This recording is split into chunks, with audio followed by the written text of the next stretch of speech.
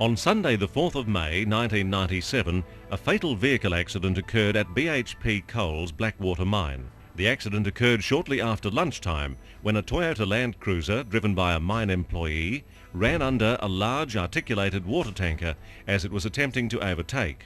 Just as the light vehicle started to overtake, the water tanker started to make a right-hand turn into a coal stockpile area. As a result of the accident, the driver of the Land Cruiser was fatally injured, and his passenger sustained moderate injuries requiring hospitalisation.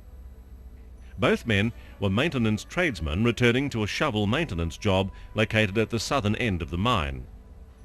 The accident occurred at a location where overtaking was considered to be safe because of the long straight road and good visibility. It was a situation of the truck driver not being able to see the light vehicle and the occupants of the light vehicle not anticipating the right-hand turn of the truck. It was a manoeuvre not recognised until they were alongside.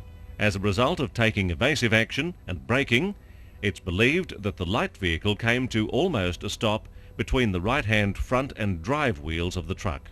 Evidence indicates that the truck drive wheel ran over the bonnet of the light vehicle, tilting it and causing the passenger side to be caught, and the vehicle rolled and crushed by the front and under the tanker unit. The water truck driver stated that he at no time saw the overtaking light vehicle and had not realised he'd hit anything until the truck almost stalled due to the light vehicle being lodged in the tanker unit trailer wheel assembly. This reenactment has been prepared by Blackwater Mine in cooperation with the Department of Mines and Energy Coal Mines Inspectorate. It is based on evidence gained from the accident site and from witness statements. It was filmed using the same water truck operating at similar speeds, engine revs, and the lights in the same condition. This was important to ensure correct relativity and water spray coverage. The objectives are, firstly, to demonstrate nature and cause for the Warden's inquiry, and secondly, to be used as a basis of learning for the mining industry as a whole. This view of the accident scene shows the situation as it was at the completion of recovery operations. The light vehicle is exactly as it was, with the exception that the top of the cab had been removed by emergency cutting equipment.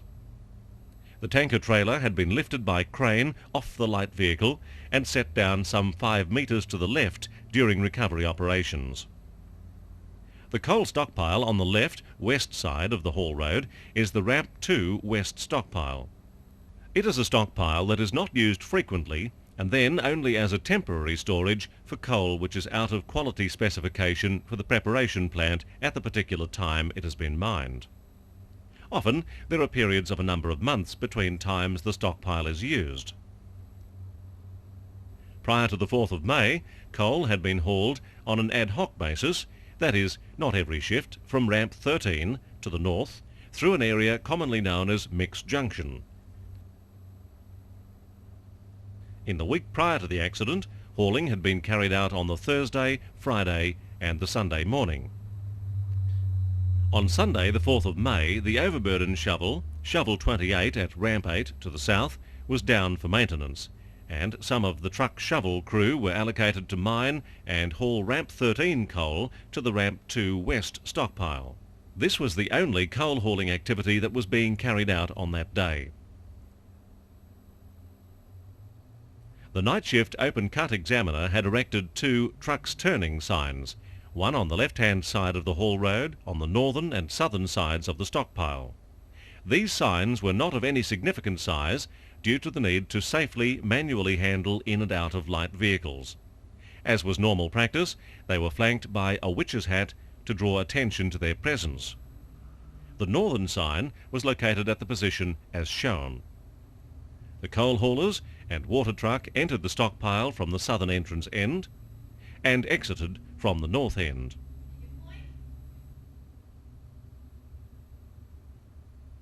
This plan shows the industrial area at Blackwater Mine with the various traffic flow patterns in the surrounding roads. The accident site was 1 kilometre to the south of the industrial area. The coloured lines signify the designated heavy and light vehicle areas. The dashed red is heavy vehicles only, dashed green being light vehicles only, and the solid blue being mixed heavy and light vehicles. Features of note are A. The miner's crib hut, B. The lube bay, C. Battery room, D. Mixed junction, E. The entrance to Southern Hall Road from ramp 13, F. Light vehicle entrance, G. Trucks turning sign, H. The southern stockpile entrance and location of the accident on the sequence of what is believed to be the relative positions based on witness statements of the two vehicles leading up to the accident. The water truck is signified by a red dot and the Toyota Land Cruiser by the green dot. The water truck driver had parked his water truck, TKD 1300, parallel to the bund wall outside the miner's crib room prior to having his lunch there. This location is shown by the red dot. The two maintenance tradesmen had returned to the workshop from the shovel maintenance job and had lunch at the fitter's crib room. The vehicle was parked outside the workshop opposite the fitter's crib room as shown by the green dot. A few minutes past 12:30 p.m, the water truck driver finished his lunch, started his truck up and proceeded to do a loop around the lube bay with his sprays on his way out toward the Southern Hall Road. A few moments before this, the two tradesmen had got into their vehicle and proceeded to travel around the western end of the workshop and out toward the mine site via entrance at the miner's crib room. As the water truck was turning around the lube bay, the driver noticed a workshop light vehicle in the vicinity of the battery room heading toward the miner's crib hut. It is presumed that this was the vehicle with the two tradesmen in it, as it was travelling from the workshop out to the light vehicle service road, which crosses over the Northern Hall Road behind the miner's crib hut prior to heading south to Mixed Junction and the Southern Hall Road.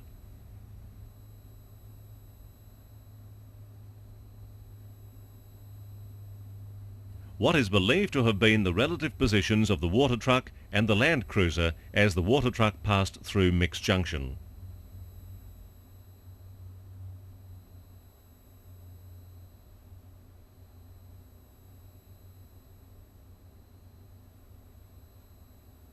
The passenger stated that his first recall of seeing the water truck was after they had stopped at the stop sign and had travelled perhaps 200 metres down the road. The water truck was at this point over on the left-hand side of the road, preparing to turn into the coal stockpile entrance road. The light vehicle rapidly caught up with the water truck and proceeded to overtake. The passenger stated that he first noticed that the water truck was turning right and into their path when they had just passed the sprays at the rear of the truck. He warned the driver that the truck was turning and an attempt at evasive action was made. The point of collision. This video sequence was compiled on the basis of the statements given by the water truck driver and the Land Cruiser passenger and other information revealed by the investigation.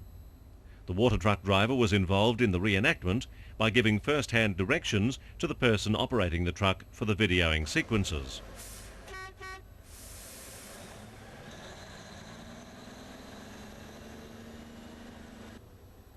The presumed view of the water truck from the workshop vehicle.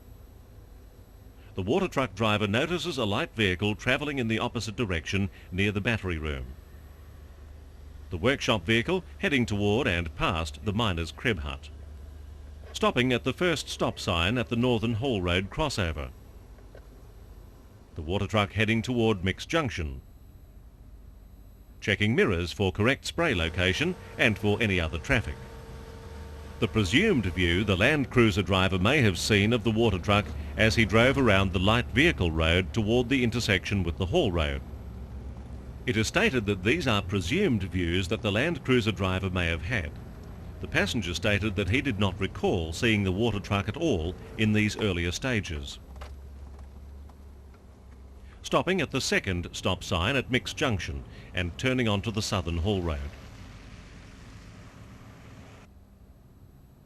This is believed to be the relative positions, with the light vehicle behind and catching up with the water truck.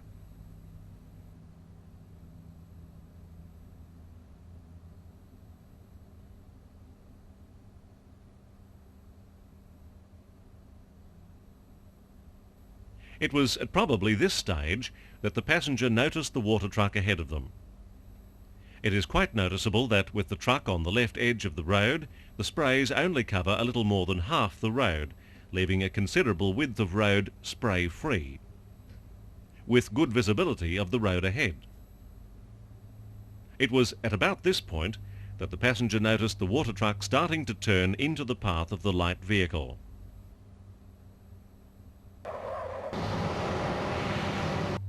It was an accident resulting in a person losing his life, a person suffering injury, and several others, including those directly and indirectly involved, continuing to suffer severe emotional trauma. The next two video sequences are based on the reenactment of portions of the statements of the water truck driver and the Toyota Land Cruiser passenger. About 100 to 150 metres away from the turn into the stockpile, I looked into the rear vision mirrors and could see the water spraying out and nothing else. I put the right-hand indicator on and started to slow down by releasing the accelerator. I changed down from fourth to third gear just before the turn when the revs dropped to just under 1500, and then gave the accelerator a touch just to keep it in third gear. Immediately before the turn, I looked into the mirrors and saw the sprays were still spraying and all was clear, and started to turn. Because the entrance was a bit rough, I lifted my foot off the accelerator until I was off the haul road and onto the stockpile entrance road. I then put my foot back on the accelerator with a view to continuing towards the stockpile, but at this moment found that the truck came to a stop and would not respond to the accelerator. I immediately checked the gauges and the gear I was in and wondered what was holding it, and thought the trailer must be stuck on the corner because I might have cut it too short. I checked the left-hand mirror and could see only open ground, and in the right-hand mirror I could only see halfway down the truck. I put it into neutral and pressed the park brake button. I opened the cabin door and got out and looked over the rails towards the back of the truck, and saw the light vehicle stuck under the truck on the right-hand side against the rear wheels. On the Sunday morning, both maintenance tradesmen had travelled over that part of the road past the turn-off to the stockpile on 2 occasions, not noticing any coal haulers. The only evidence they may have seen, and not realised the significance of, was a scattering of coal spillage on the outer radius of the truck turning circle into the dump. This was later evident to several persons when they arrived at the accident scene. Quoting from the Land Cruiser passenger's statement in relation to the 2 trips past this area that morning. On the early morning trip to Shovel 28, we went south on the Southern Haul Road. I was on the left-hand side in the rear of the twin cab. We were talking about the Labour Day events, and I don't recall noticing anything different or activities along the route. And on the trip back to the workshop with the driver fitter, the passenger fitter stated, "At about 11:30 to 11:40 a.m, I got into a Land Cruiser trayback with him driving, and we headed back to the fitter's crib hut. We didn't talk much, and he was taking his time. I didn't notice anything in particular on the way back. I don't remember there being any trucks on the road." The following video sequence starts from the workshop light vehicle turning out onto the Southern Haul Road prior to the Land Cruiser passenger seeing the water truck ahead. We stopped at the stop sign and then pulled out onto the Haul Road and headed south. We had travelled a short distance down the Haul Road, perhaps 200 metres. I noticed the water cart. It was over close to the left-hand edge of the road. All sprays were on, and the left-hand sprays were spraying out past the guideposts. It's difficult to remember just how far ahead the truck was when I noticed it. The water truck seemed to be going slowly. I thought slower than normal. We were a fair way back. We were clear of the mist from the sprays from the water cart when the driver started to move across to the right-hand side of the road. My attention went to winding up the window as I anticipated being sprayed. As it turned out, we were far enough over to the right side of the road to be completely clear of the sprays. I recall we were originally on the wet part of the road behind the water cart, but when we moved over to the right, I'm sure it was dry. I recall being level with the end of the truck beside the sprays and looked up to observe the truck and the road ahead. It wouldn't have been for more than a few seconds, and I noticed it was turning. I said, "I think this bastard's turning." There was no response from him, and I said, "I'm sure he's turning," or words to that effect. At this stage, he then started to take evasive action. The cruiser was braking and appeared to be moving further to the right.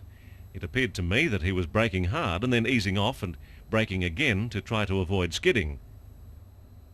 I don't recall actually skidding. There was nowhere to go, and we could not stop in time.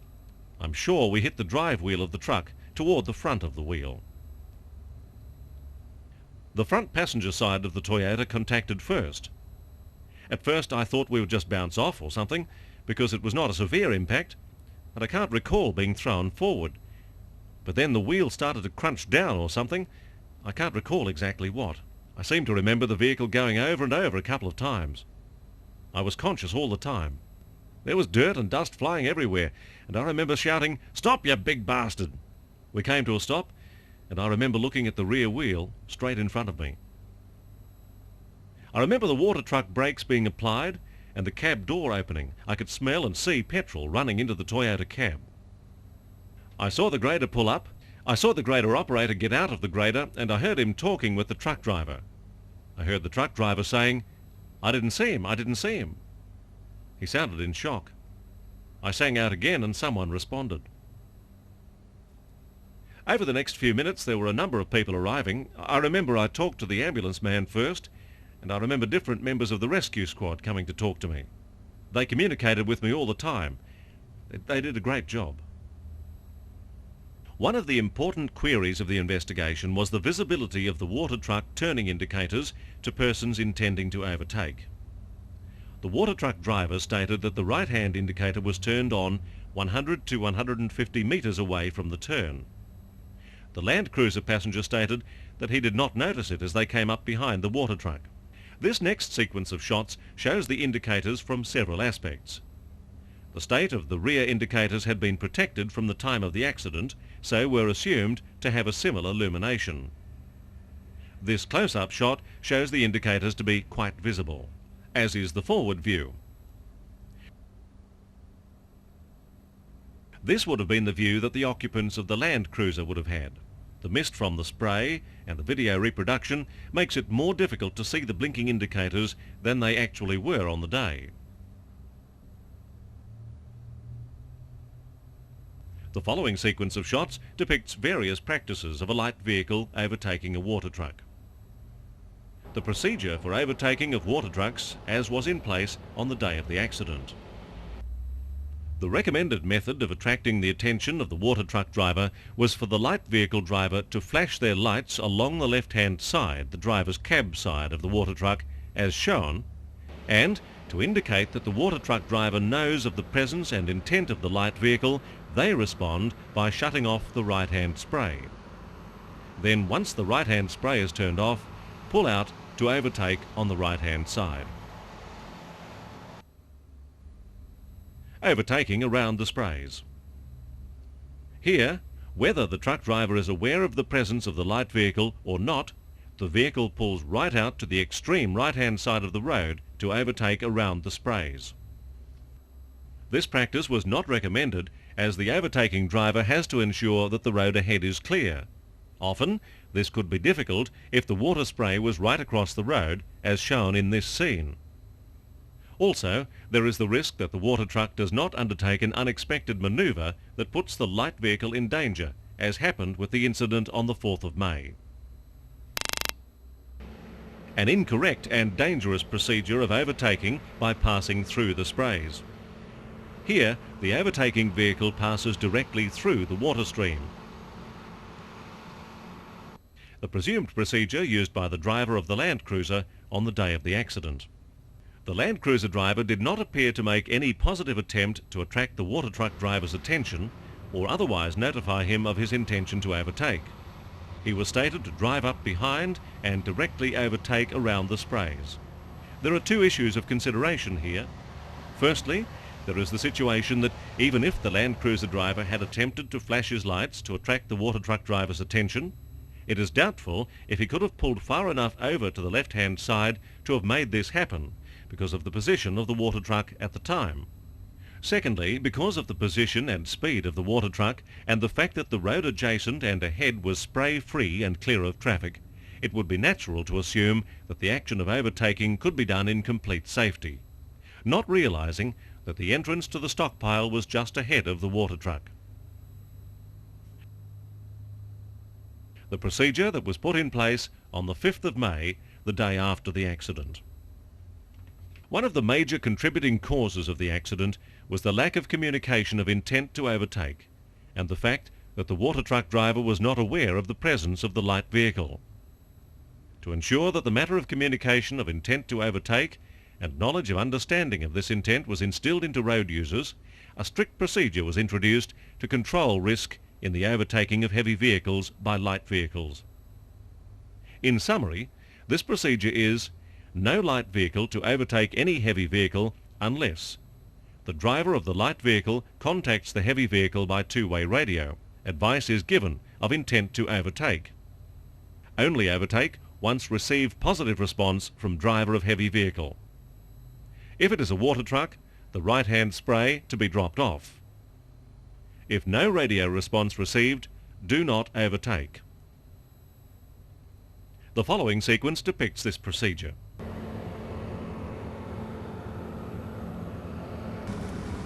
One to TKD 749. TK 749. I wish to pass. Oh, now turn the spray off and give you a pass. Spray off, I'm about to pass.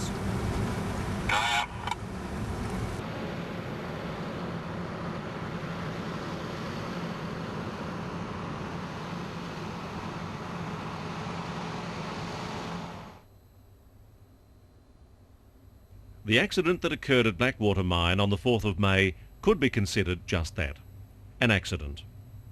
It was a simple, straightforward manoeuvre that should not have ended up with the severe consequence of a person losing his life. As with all accidents, a variety of causes have been identified, the immediate cause being the driver of the light vehicle perhaps misinterpreting the intentions of the driver of the water truck, resulting in a collision between the two vehicles. For such a situation to occur, a number of other issues or contributing causes became apparent. The identification of these and the key safety improvement actions put in place is outlined in the following presentation. Key safety improvement actions put in place at Blackwater Mine after the fatal accident. In the 6-month period following the accident, a significant improvement in employee safety awareness and behaviour has become evident at the Blackwater Mine. It is believed that this is partly due to the shock and reality of such an accident actually occurring, it resulting from an action very familiar and commonplace to open-cut mine workers, and partly to improvements in procedures, methods of operation, upgrading equipment and around the site, and, most importantly, a focus on the things that count and an improved level of safe thinking in everyday work activity by individuals. The safety improvements that have either been put in place or are in a progressive status stemmed from the issues that were either identified during the investigations or as highlighted during various consultation sessions with the workforce since the accident. All employees attended a safety induction session prior to returning to work after the fatality. Immediate changes were made to the site procedure of light vehicles overtaking heavy vehicles. A BHP coal task group was formed to develop a generic vehicle overtaking and give way standards. Positive actions were taken to minimise heavy and light vehicle interaction, including upgrading alternative light vehicle access roads and specifying restricted heavy vehicle only zones. Improvements were made to water truck turning indicator and water sprays systems, plus modes of watering operations. Improvements were made to visibility of light vehicles by the fitment of flags, plus the proposal to fit rear vision video systems on new water trucks. Improvements were made to on-site communication of intent when persons are involved in abnormal activities and or entering congested mining activity areas. The two-way radio system has been converted to a single-channel operation. A system has been put in place to ensure that all persons who are required to enter the mine site are able to source information on the location of normal and abnormal activities and any hazardous situations. It is a requirement that all people entering the mine site make themselves familiar with these normal and abnormal activities. A system is being established to standardise traffic flow and road design and signage. There has been an improved emphasis on incident and near-miss reporting. A safety behaviour disciplinary procedure has been introduced and is in use as necessary. A regular workplace, work activity and safety knowledge auditing program is now in place. A personal performance impairment policy is in the process of being introduced to include screening and assistance for alcohol, drug and fatigue-induced impairments. The alcohol policy was introduced in October 1997, and that for drugs is planned to be in place by the end of February 1998. These action plans are, as of December 1997, largely in place and starting to have a most positive impact on employee safe work behaviour.